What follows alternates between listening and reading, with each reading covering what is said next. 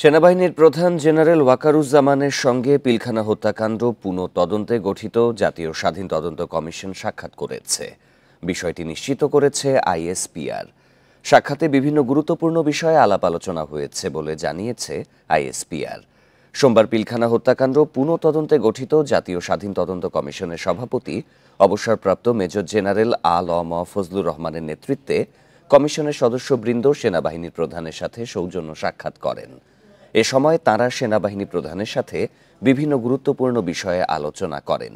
বিশেষ করে তদন্ত কার্যক্রম পরিচালনার লক্ষ্যে বাংলাদেশ সেনাবাহিনীর সহযোগিতা কামনা করেন। সেনাবাহিনী প্রধান এই তদন্ত কার্যক্রম পরিচালনায় সেনাবাহিনীর পক্ষ হতে সকল ধরনের সহযোগিতার আশ্বাস প্রদান করেন।